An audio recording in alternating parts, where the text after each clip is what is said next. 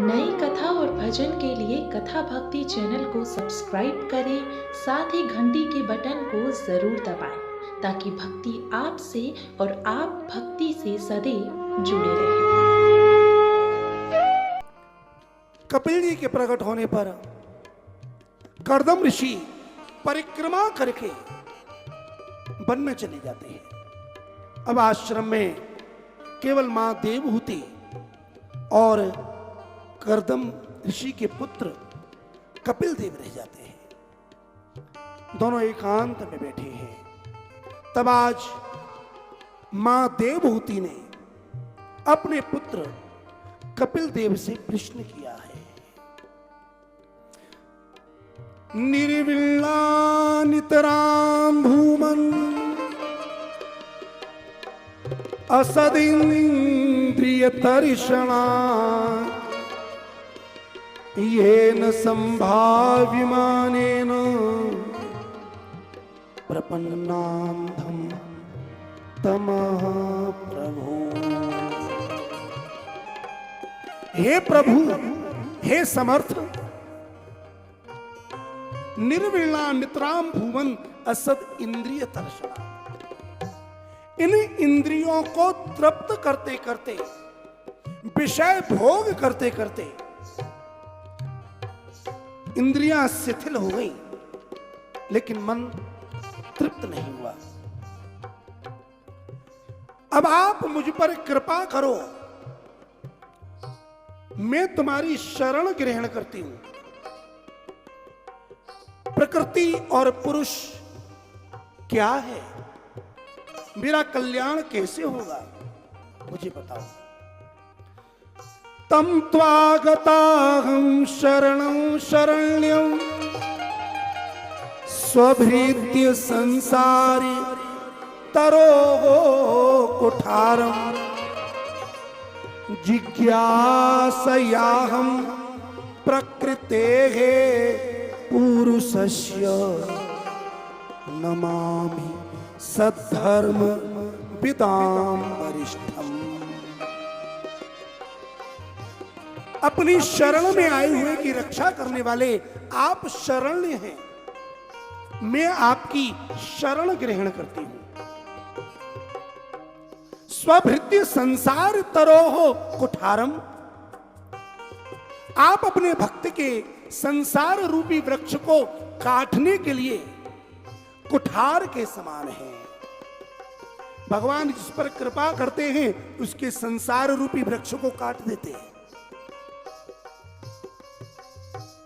प्रकृति क्या है और परमात्मा पुरुष क्या है। सभी धर्मों में सद्धर्म वरिष्ठ, सभी धर्मों को जानने वाले आप ही तो हैं। अब आप कृपा करें और मुझे ऐसा उपदेश करें जिससे मेरा कल्याण हो। सज्जनों, श्रीमद् भागवत में जो कपिल जी के द्वारा मां देवहूति के लिए उपदेश दिया गया है, ये बहुत मार्मिक है, बहुत गंभीर है, बहुत गूढ़ है, गहन है। भगवान कृपा करें आप अपने घर में इस प्रसंग को ध्यान पूर्वक पढ़ें, क्योंकि साप्ताहिक कथा में तो केवल सामान्य क्रम हो पाता है। कपिल जी महाराज संतों के संग की महिमा का वर्णन करते हैं। कहते हैं, मां, यदि अपने जीवन में अपना कल्याण चाहिए तो संतों की शरण ग्रहण करो। संत कैसे होते हैं? जिनका संग करने से संसार का संग हमेशा के लिए कट जाता है। वो संत बड़े दयालु होते हैं, तितिक्षु होते हैं, बड़े करुणाशील होते हैं। उनकी शरण में यदि कोई जावे तो उसका कल्याण करते हैं। इसलिए हे मां, तुम संतों का संग करो।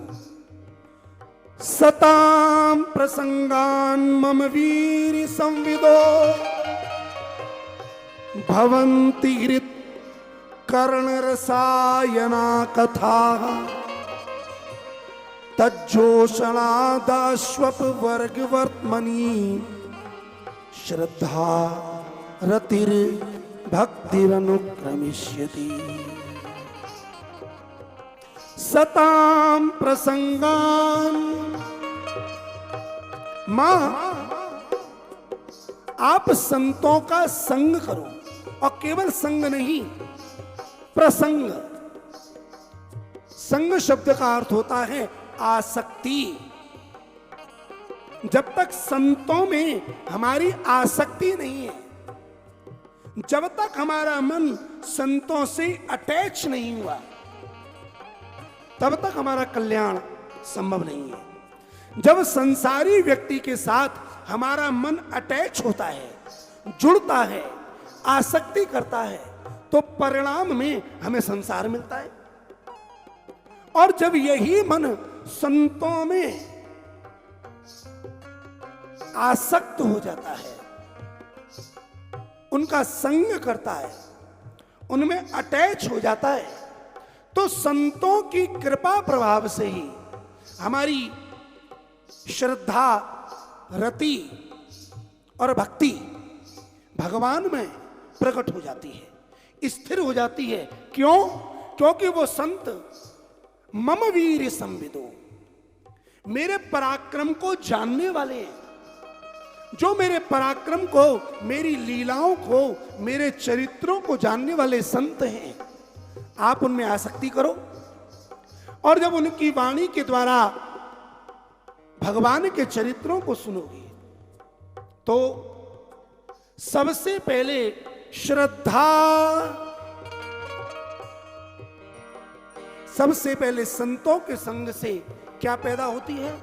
भगवान के प्रति श्रद्धा, कि हां भगवान है। और जब वह श्रद्धा आगे बढ़ती है, तो दूसरा स्टेप रति। रति माने प्रेम, प्रीति। पहले श्रद्धा उत्पन्न होती है, फिर रति उत्पन्न होती है, और उसके बाद भक्ति ही। फिर हमारे हृदय में भगवान के प्रति भक्ति पैदा हो जाती है। भक्ति का अभिप्राय है भगवान की प्रेम पूर्वक सेवा। मां, संतों के संग से ही सारी आसक्ति कटती है। अहम ममाभिमानोत्थैः काम क्रोधादिभिर्मलैः पीतम यदा मनः शुद्धम अदुःखम असुखम समम। बंधन का कारण मन है। मन जब संसार में जुड़ता है, तो वो हमें संसारी बना देता है। अहम ममाभिमानोत्थैः, मन किससे बिगड़ता है? मैं और मेरे से। जब मैं और मेरा आ जाता है, तो मैं और मेरा आने से हमारे हृदय में काम उत्पन्न होता है। काम, क्रोध, लोभ, मोह, ये हमारे मन को बिगाड़ते हैं। लेकिन धीरे धीरे धीरे धीरे जब हम इनका त्याग करते हैं, संतों का संग करते हैं, तो बीतम यदा मनःशुद्धम, हमारा मन धीरे धीरे पवित्र होता है।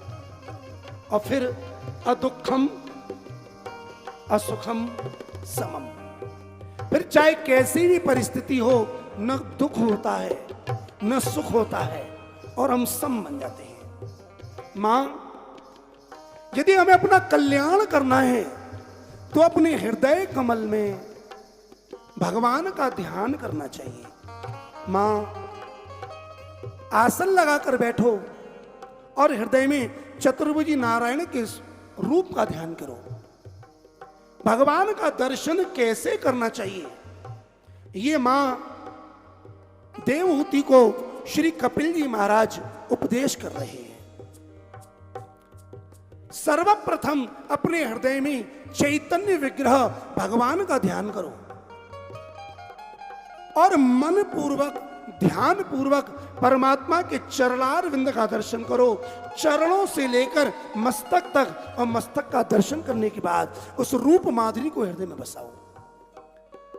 जिस जिस अंग का दर्शन करो उस पर ध्यान दो।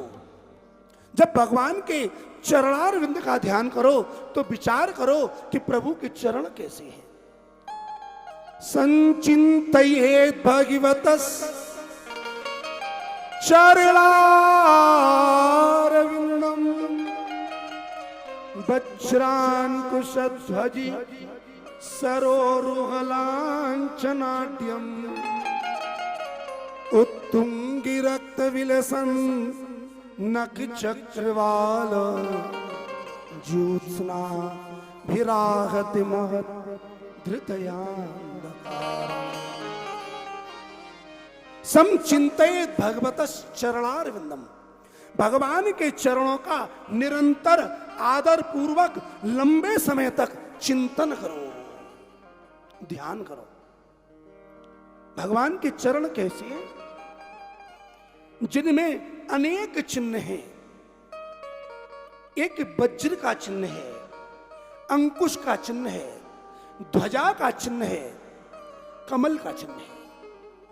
मां, जब भगवान के चरणारविंद में हम अंकुश, कमल, वज्र इन चिन्हों का दर्शन करते हैं, ध्यान करते हैं, तो इनका प्रभाव हमारे ऊपर पड़ता है।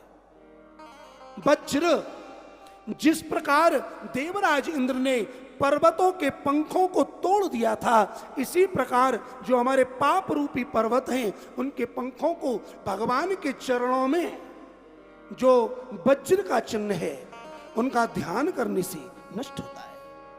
अंकुश, बाहर जो अंकुश होता है वो मतवाले हाथी को भी नियंत्रण में ले लेता है। भगवान के चरण में जो अंकुश का चिन्ह है उनका ध्यान करो। ये बिगड़ा हुआ मतवाला मन जब किसी के मन में नहीं आता, किसी के वश में नहीं आता, तब भगवान के चरणों में जो अंकुश का चिन्ह है उस अंकुश के चिन्ह का ध्यान करने से परमात्मा के चरण का अंकुश रूपी चिन्ह हमारे मन रूपी मतवाले हाथी को अपने बस में कर लेता है। ध्वज, भगवान के चरणों का स्मरण करने से भक्त की कीर्ति बढ़ती है। सरोरुह, कमल, जिस प्रकार कमल देखने में सुंदर है, स्पर्श करने में कोमल है, भगवान के चरणों में जो कमल का चिन्ह है वो भक्त के जीवन को सुंदर, कोमल, निर्मल बनाता है। और जब भक्त का हृदय कमल की तरह से हो जाता है तब परमात्मा उसमें विराजमान होते हैं। उत्तुंगी रक्त विलसन नख चक्रवाला। मां, अपने हृदय में जब भगवान के चरणार विंद का ध्यान करो तब नख, जो चरणों में नख है, उंगली अंगूठे में 10 ऐसा ध्यान करो। चक्रवाल, चंद्रमा की सी छटा छटक रही है, 10 चंद्र हैं, उनमें से जो लालिमा निकल रही है, उसमें से जो प्रकाश निकल रहा है, मन ही मन उसका ध्यान करो। वह परमात्मा के नख से प्रसृत, नखों में से निकलने वाला प्रकाश हृदय के अंधकार को नष्ट कर देता है।